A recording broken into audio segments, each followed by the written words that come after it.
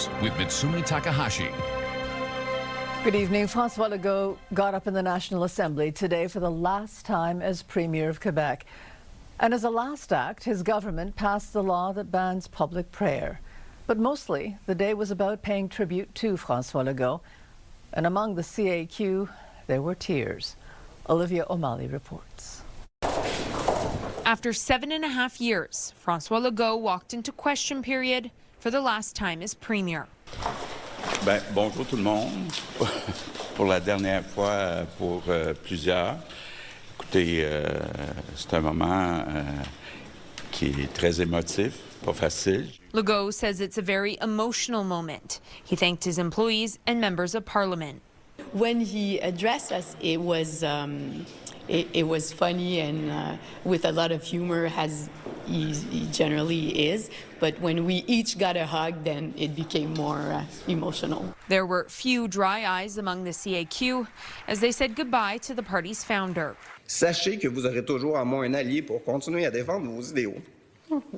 A choked-up Justice Minister, Simon Jolin Barrette, says Legault was a reassuring figure in difficult moments and called him a mentor. His speech moved Parti Québécois leader Paul Saint-Pierre Plamondon to tears. François Legault aime profondément le Québec. He says Legault deeply loves Quebec and Quebecers, and despite their disagreement about the province's future, he never doubted for a second Legault's sincerity in his love for Quebec.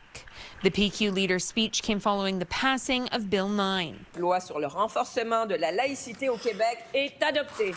The bill bans public prayer and extends the religious symbols ban to daycare workers. Even though the Liberals voted against it, André Fortin says today is all about Legault. Whether we agree with his bill or not, whether we agree with his policies or not, I think today is just the time for everybody to thank him for his public service over the last decades. In his final speech before stepping down, Legault says being Premier is the greatest honor he's had in his life. Le petit gars de Sainte-Anne-de-Bellevue.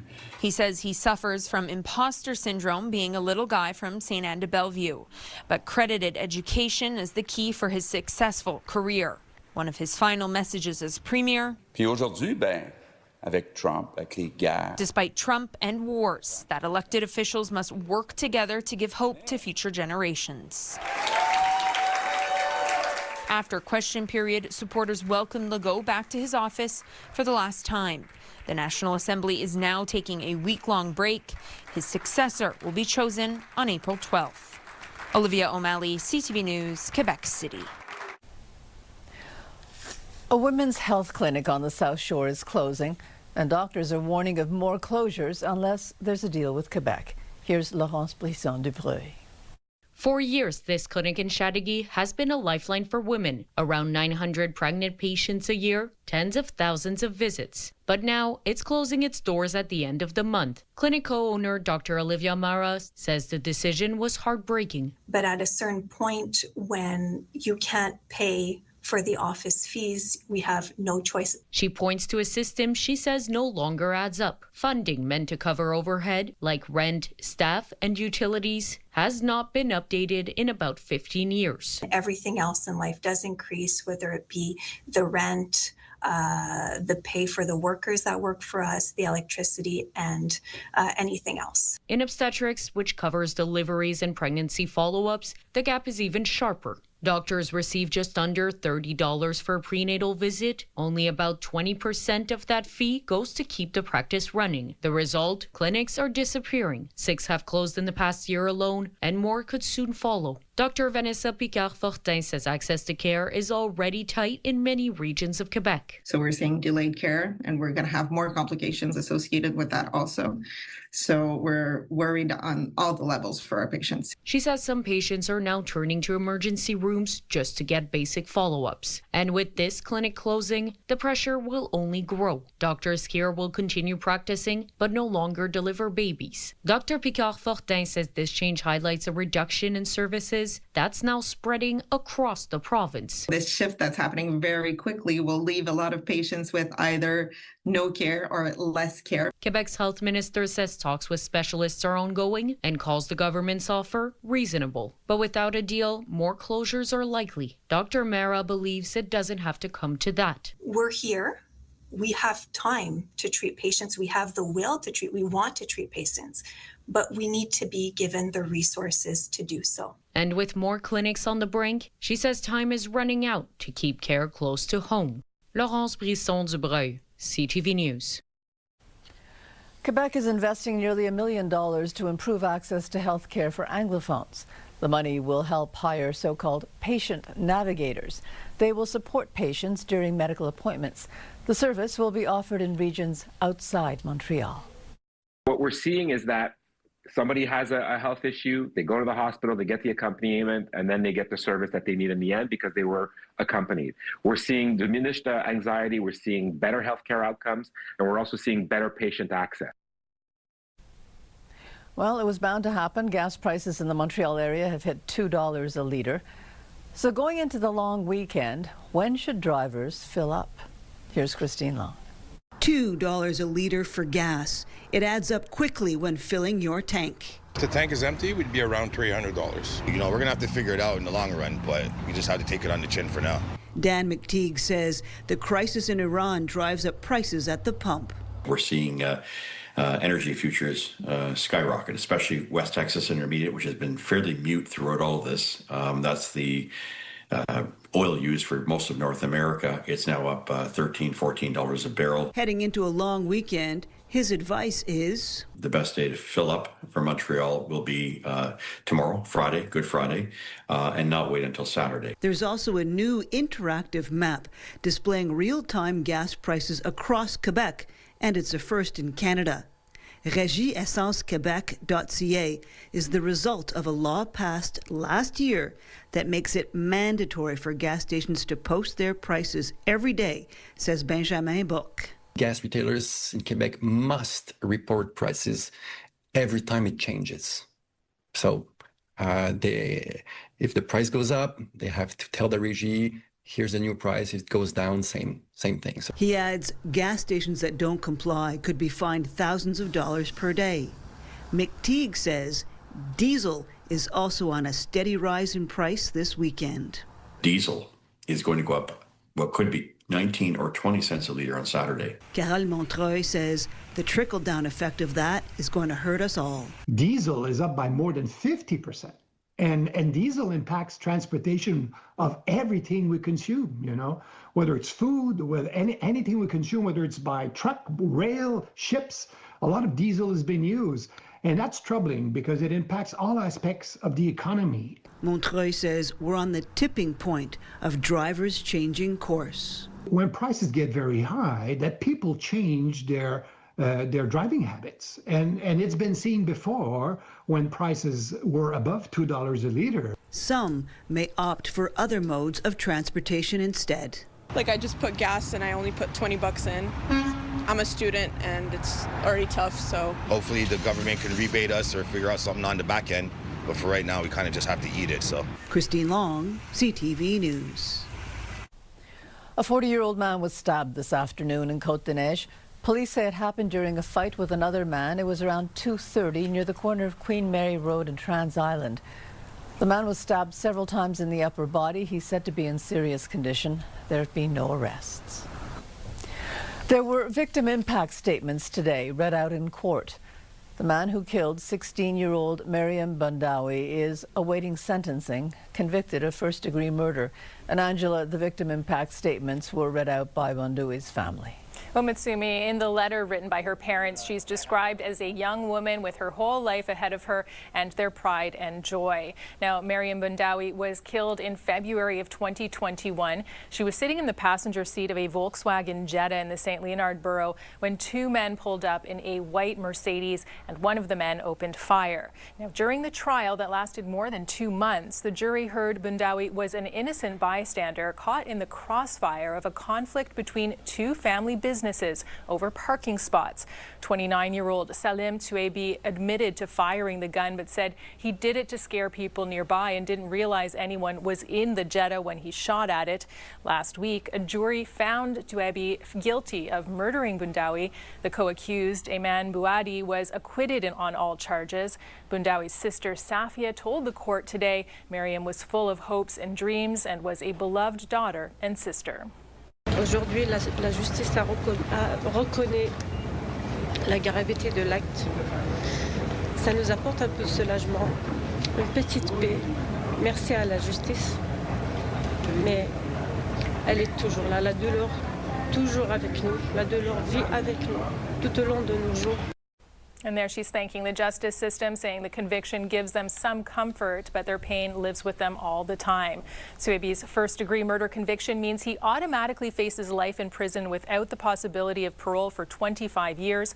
The judge now needs to determine his sentence on the 4 counts of attempted murder, which are related to the people standing near the car when he opened fire.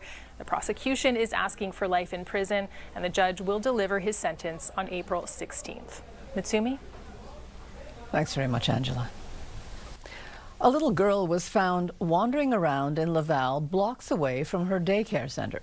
The woman who found the child says she's appalled.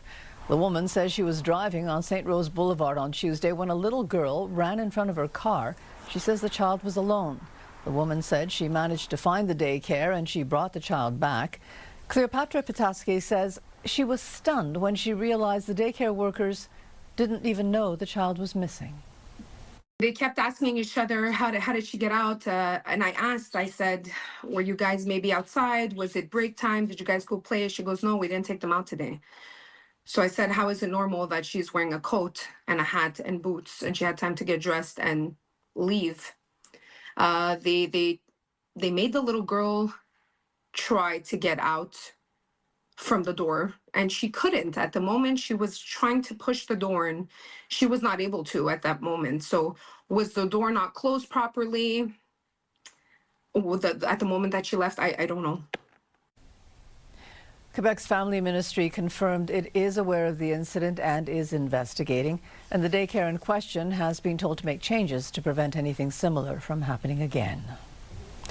Walmart says it's going to be closing 2 of its Montreal stores this summer.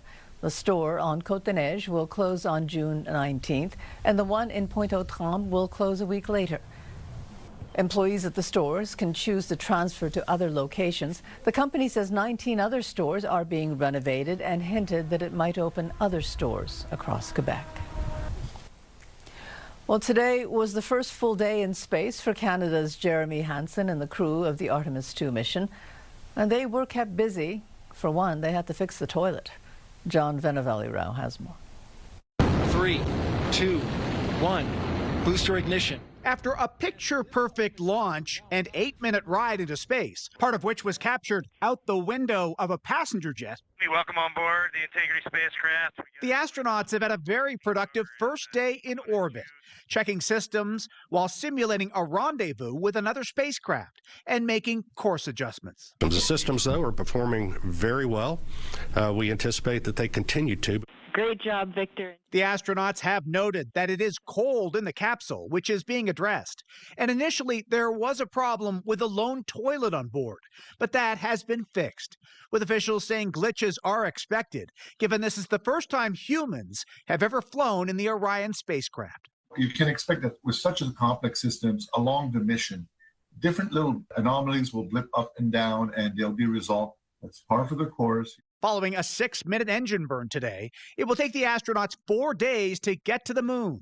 Once there, they'll loop around it, with some hoping they'll capture on Monday a stunning view like this of the Earth rising from behind the moon. I know that they're really going to try to make that happen. I can't give you a confirmation on that yet, but stay tuned. And yeah, it's a tiny space. It's about the size of a camper van. In a pre-recorded video, Canadian astronaut Jeremy Hansen showed just how tight the interior of the capsule is.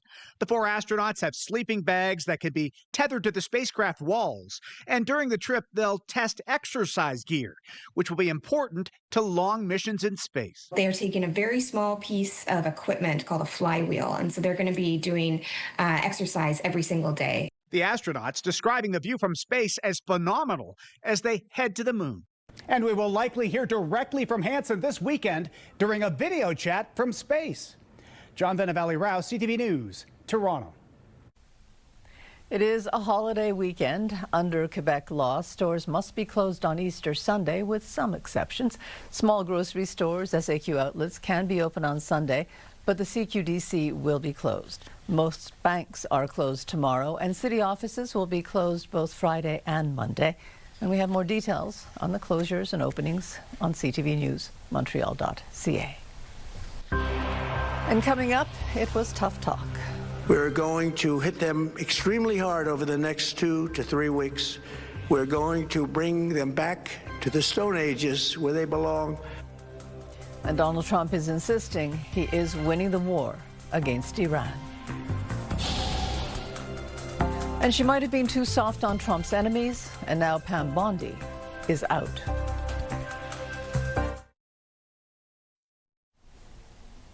It's believed an American journalist has been kidnapped in Baghdad, and now there is disturbing video. It appears to show men approaching a woman and then shoving her into a vehicle.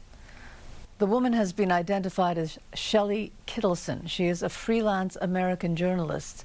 It's feared that Iran-backed militia might be responsible.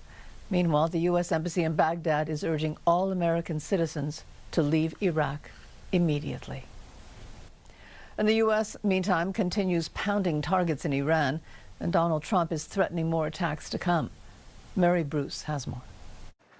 Overnight, addressing the nation for the first time since launching this war with Iran, President Trump claiming the U.S. is on track to end the conflict soon, but offering no vision or timeline for what comes next. Our armed forces have delivered swift, decisive, overwhelming victories on the battlefield.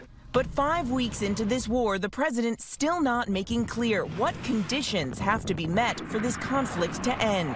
He says the operation is nearing completion, but is also vowing to continue attacking Iran and threatening their energy infrastructure if they don't reach some kind of a deal. We're going to hit them extremely hard over the next 2 to 3 weeks. We're going to bring them back to the Stone Ages where they belong.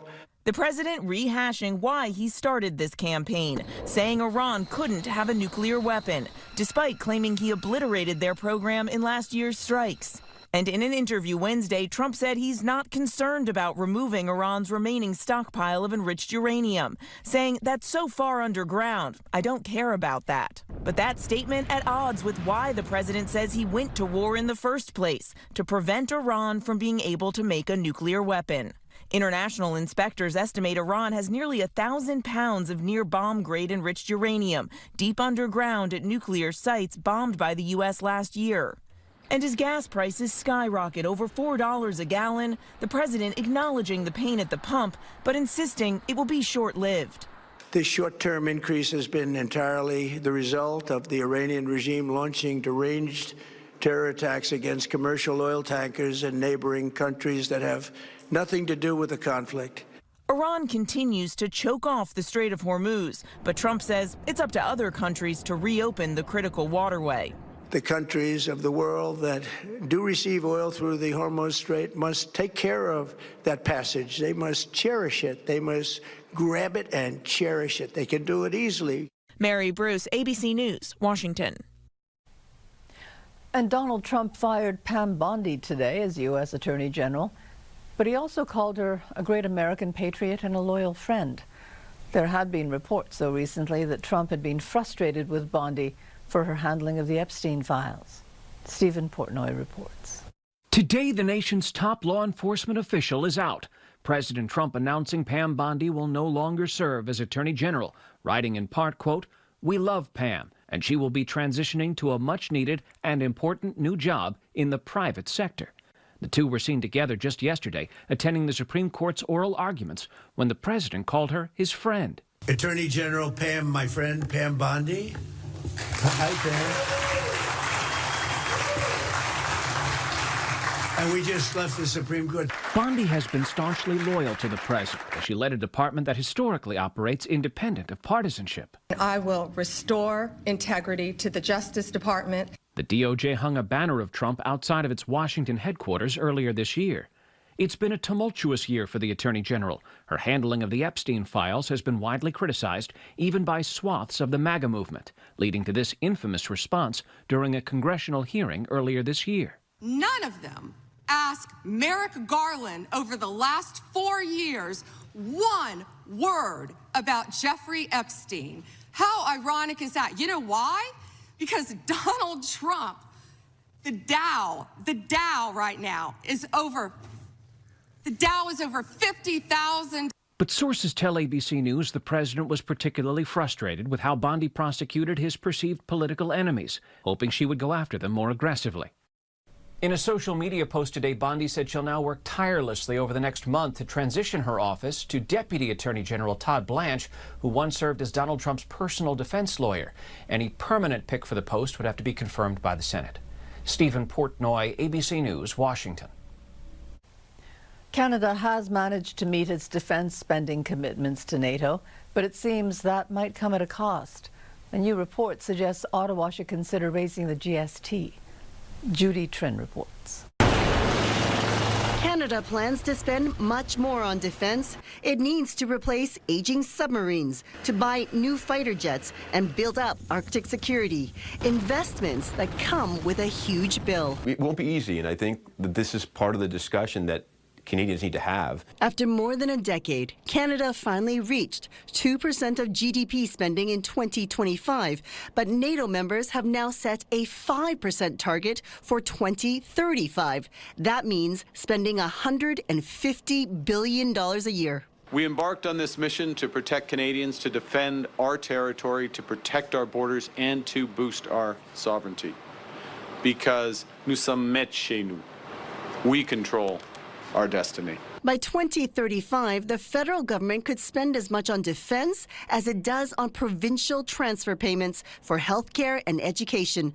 The C.D. Howe Institute says the government needs to increase the GST rate of 5% to 6%, or even back up to 7%. There's a compromise solution that exists that involves a little bit of increase to the GST, so perhaps 1 percentage point or 2 percentage points, and then some decrease in the growth rate of other forms of government spending, in particular transfers to the provinces, is something that we should discuss. Although the government launched a defense industrial strategy to build more weapons to export to other countries, it may not be enough. Are there likely going to be positive spillover effects from that plan? Yes.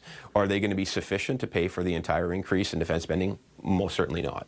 If the government decides it doesn't want to raise taxes, it could borrow money, which means sinking further into debt. Judy Trin, CTV News, Ottawa. And coming up, the arrest of a golf superstar. You're under arrest for DUI, yes, sir. Video shows the moments after his car crash. And tourists to Vancouver being warned of a toxic drug supply.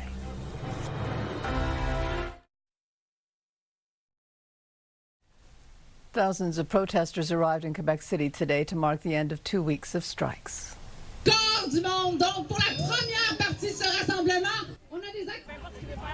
Members of community groups gathered in front of the National Assembly. They're demanding better wages and more financing and resources. They were supported by Quebec Solidaire MNAs. The community groups are saying that the one problem is that their funding is not consistent and comes with many conditions attached. People are fed up, burnouts, lots of fatigue, a difference in up to 42% in wage compared to similar jobs. It cannot go further. Groups are having cuts, waiting list for services. It's the last line of defense of the social net. So we need to act like right now. We cannot wait. Premier François Legault says he's doubled the budget for community groups to $2.2 billion during his time in office. The island of Crete in Greece was cloaked in an orange haze yesterday. It was caused by strong winds that were carrying sand and dust particles from the Sahara Desert in North Africa. The dust caused some incoming flights to have to divert to other airports. Weather brought to you by Gratianscap. Second pair is a gift event including designer frames. A second pair free for a limited time. It is mild today in Montreal, 5 degrees under cloudy skies. And we've got rain coming. The Montreal area could get up to 12 millimeters of rain. It's expected overnight and tomorrow morning. It's going to really warm up, though, tomorrow to an above average temperature of 15 degrees. More rain coming over the holiday weekend, but it will continue to be mild with highs of 6 to 9 degrees. It will be a drier day on Monday, but cooler with temperatures falling. Tomorrow, Lotto Max is offering a jackpot of $70 million plus 10 Max Millions. Buy your ticket in store or online. Good luck. Police body cam footage has been released on the arrest of Tiger Woods. They show him taking a sobriety test after his car crash in Florida. Alex Stone reports. In this just-released police body-worn camera video from the Martin County Sheriff's Office, you see golf superstar Tiger Woods shortly after the rollover crash near his Florida home last week. Responding deputies quickly learning the driver was the globally known figure. October of last year. At the accident scene, Woods sitting on the front bumper of a patrol car explaining to a deputy he had been looking down at his phone before his car flipped.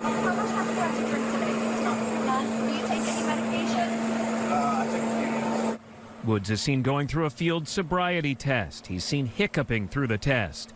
Then Woods placed into handcuffs. You're under arrest for DUI, yes, sir. Woods seen here in the back of a patrol car. In court documents, deputies say he showed signs of impairment, saying he was sweating profusely. His eyes were bloodshot and glassy, with pupils extremely dilated. A breathalyzer showed no alcohol in his system, but Woods refused to take a urine test, according to authorities. Deputies said they found 2 hydrocodone pills in his pocket.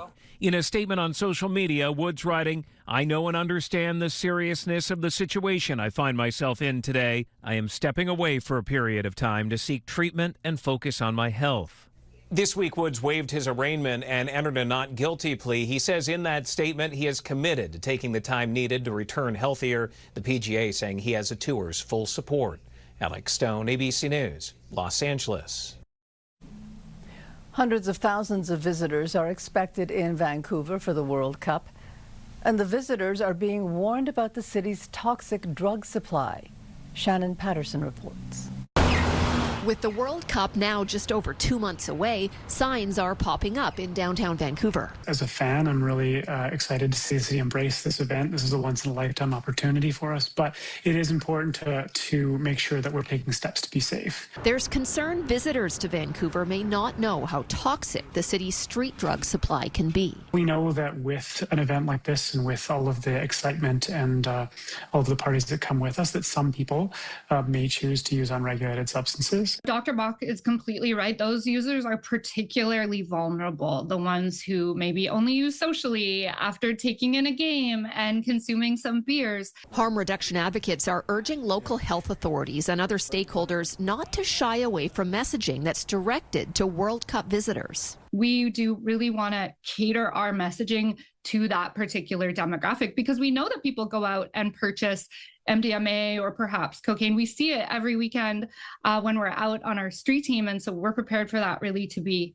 magnified. Good Night Out Vancouver street teams will be out in force before, during, and after World Cup matches. Not just the Vancouver ones, but the televised ones as well, so that we can be a support to people who are out in the pubs, maybe indulging in alcohol for a lot of the day. I think Vancouver is a wonderful city. It is an incredibly safe city. But again,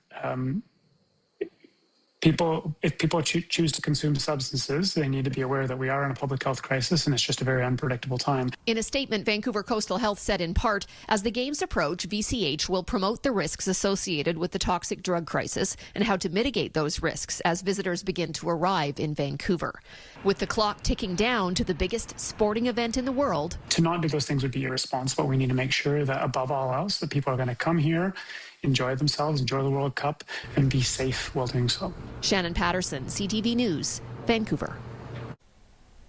FIFA has announced the 4th and final phase of ticket sales. More than 3 million tickets are available. FIFA calls it the last-minute sales phase. Tickets will be sold on a first-come, first-served basis, and they will be released on a rolling basis, including some matches taking place that same day. FIFA expects to break the all-time record of 3.5 million tickets sold. That record was set during the World Cup in the United States in 1994. And coming up, how to move an old barn. it was a bit of a gamble to lift it up, and if it fell apart, I guess. It was worth the risk. Trying to preserve a family's history going back to the 1880s. And how much more will it cost for Easter dinner this year? Menswear provided by Ernest. Elevate your style with Ernest.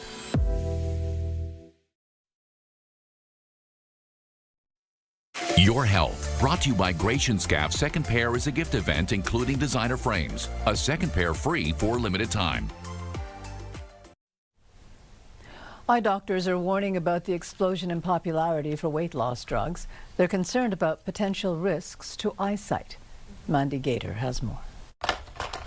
It's a weapon in demand for the battle against obesity. GLP-1 medications can be highly effective for losing weight, and more patients are turning toward them. But because so many people have added this as a weight loss management treatment, we of course have seen more and more things come about as a result of taking it long term. Dr. Jackie Bowen with the American Optometric Association says that these are great medications, but patients should stay vigilant. While it's rare, she says doctors are seeing a small rise in something called ischemic optic neuropathy in people taking GLP-1 drugs. It's a condition where the blood supply to the optic nerve is lowered or cut off completely, leading to a loss of vision, usually in one eye.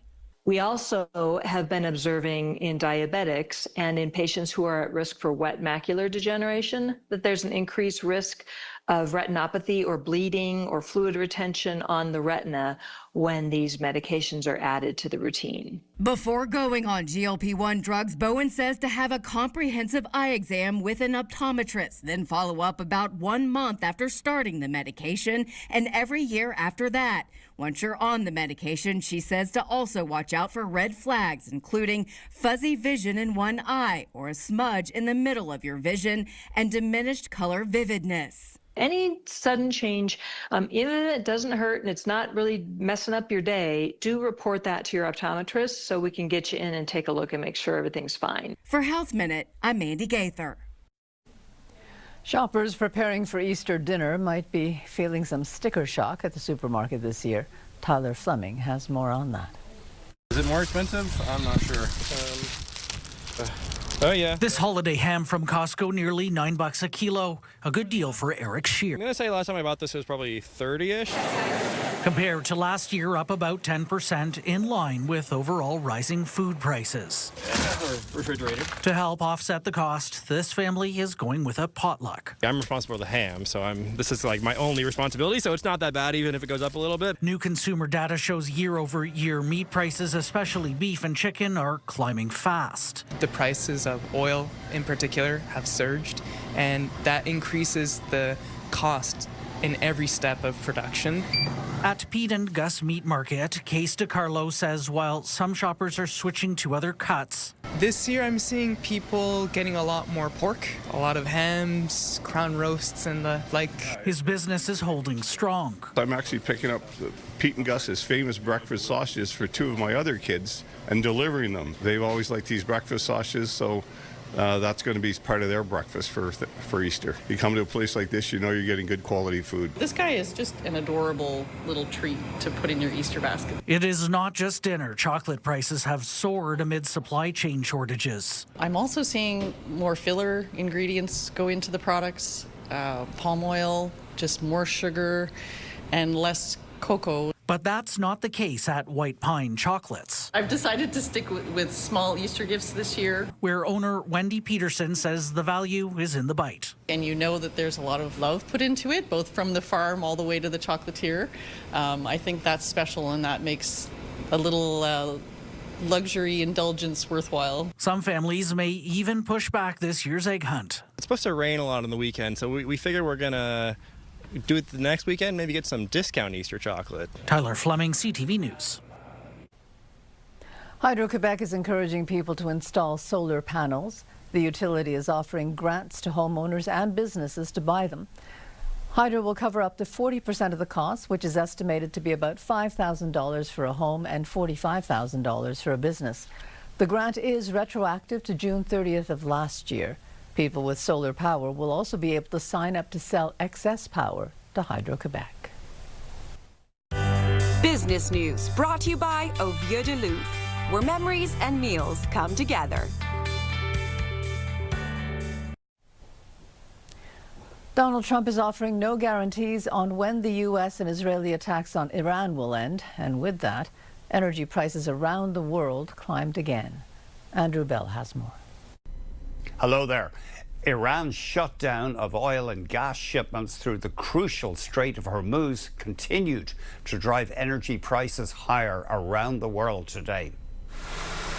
Bloomberg said the world's most important oil contract, so-called dated Brent for immediate delivery, surged above $140 US a barrel, the highest since 2008.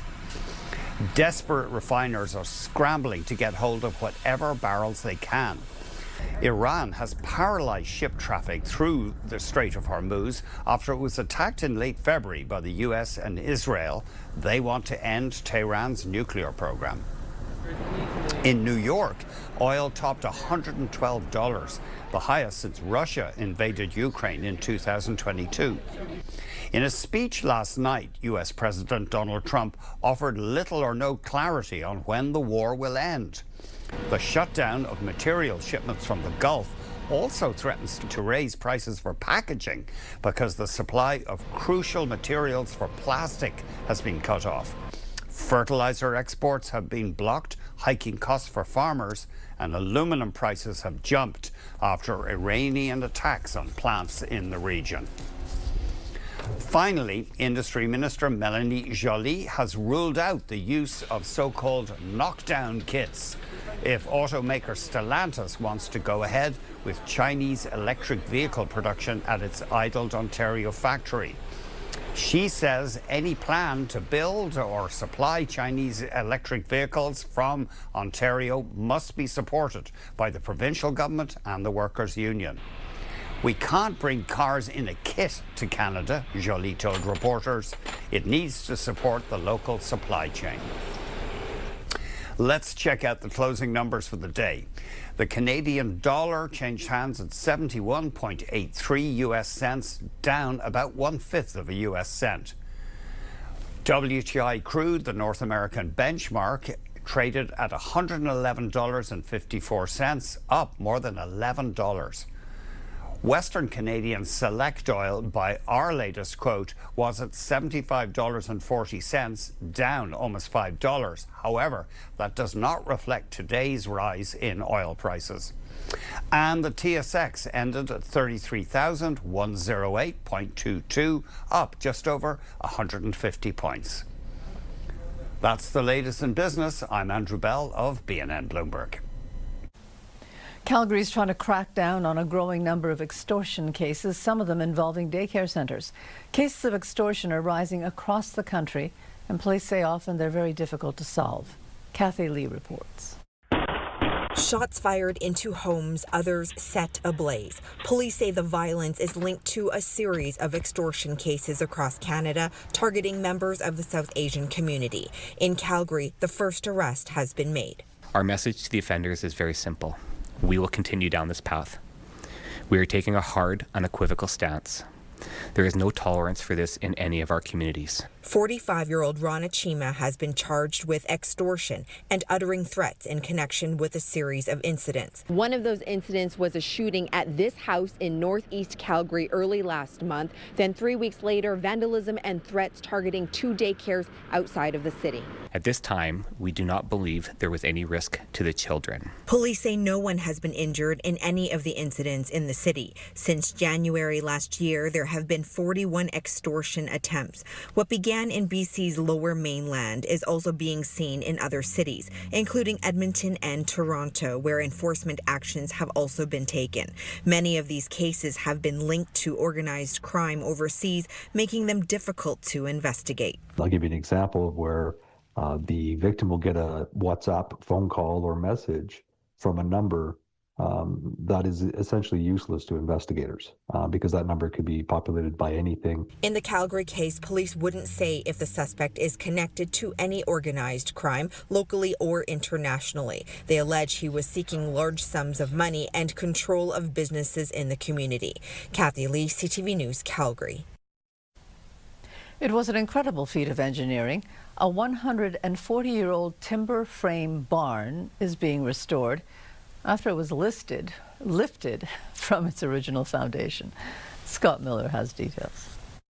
Brent Weigel proudly looks on as a piece of his family's history is restored near Mild May. This barn's been in the family since early 1900s. I think 1901 our family bought it, and we had some sentimental value in the property and the buildings, and the structure was too good to tear down and decommission and just sell as parts. So with a crumbling stone foundation, Weigel called in Larry Waddell of Waddell Engineering to find out if moving the 140-year-old timber frame, initially constructed in the 1880s, was possible. It was, and on March 23rd, a 210-ton crane was brought in to lift the 42,000-pound timber frame structure onto a brand new foundation. This frame was a good candidate just because it was and kept in good shape over the years, where a lot of these barns are starting to deteriorate too far and they're not worth it, right? There's not too many have been done this way. If any, I'm not sure. So it was a bit of a gamble to lift it up, and if it fell apart, I guess. It was worth the risk. While a massive crane was used to move the barn from its original foundation last month, Waddell believes when it was built in the 1880s, the huge wooden beams would have been lifted in place by hand with the help of horses.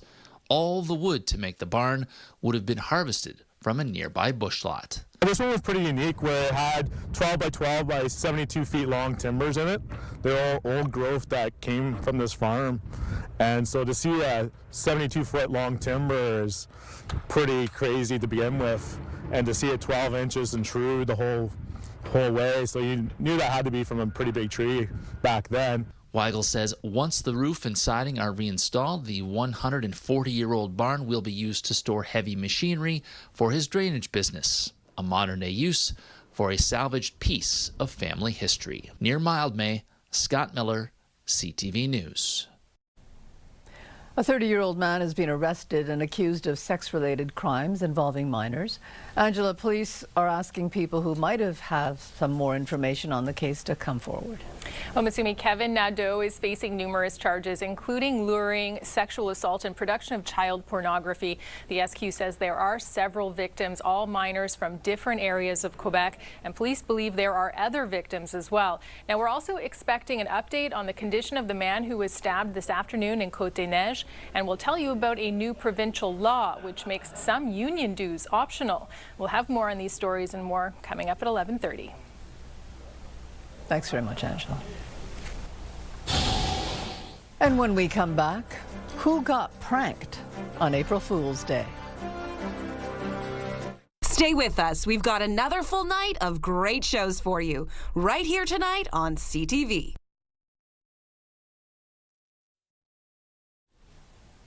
A lot of people got pranked on April Fool's Day yesterday. Here's Danny New. Oh no, it's April Fool's Day. For April Fool's Day 2026, we once again saw pranks galore shared online. For example, reigning NBA champs, the Oklahoma City Thunder lightly hazed rookie Thomas Sorber by filling his truck to the brim with packing peanuts for apparently sleeping through a team meeting. Sanders connects with Fenton. And the Cleveland Browns, who famously use their simple orange helmet as their official logo, teased that they are now going to put their orange helmet logo on their orange helmet. Pop-Tarts toaster pastries. Meanwhile, in the culinary department, Pop-Tarts teamed up with Red Lobster to announce a Cheddar Bay Biscuits tart, which actually sounds kind of good. And before the weather gets too hot, Baskin-Robbins shared a photo of canned ice cream soup. Also, not exactly food, but Halls revealed a new line of cough drops called Grandma's Purse, featuring, quote, lavender and lint-inspired flavor. New Jersey's known for and proud of a lot of things. And New Jersey, oh, the Garden State, the only state where it's famously illegal to pump your own gas, declared the sudden lifting of this ban from their official social media accounts. However, one New Jersey city may have actually taken April Fool's Day too far. How much do you love Stumpy?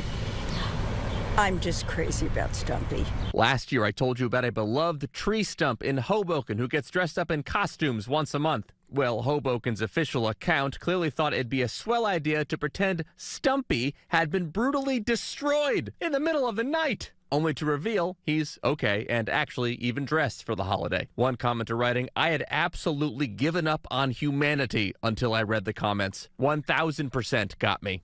For ABC News, I'm Danny New. It was mild today in Montreal. It was 5 degrees, but there is rain coming, up to 12 milliliters expected overnight and also into tomorrow in the morning. It's supposed to really warm up tomorrow. Temperatures, they say, will go up to 15 degrees. The weekend's looking wet. Rain and showers on both Saturday and Sunday, but it will be mild. Highs of 6 and 9 degrees. The best day to do anything outdoors should be Monday. Things will dry out then, but it's going to be cooler. And a programming note, there will be no CTV News Montreal newscast tomorrow because of the holidays. So for the latest news, you can go to News Talk Radio, CJAD 800, or visit our website, ctvnewsmontreal.ca. Have a good evening. Have a good weekend. Stay well. Good night.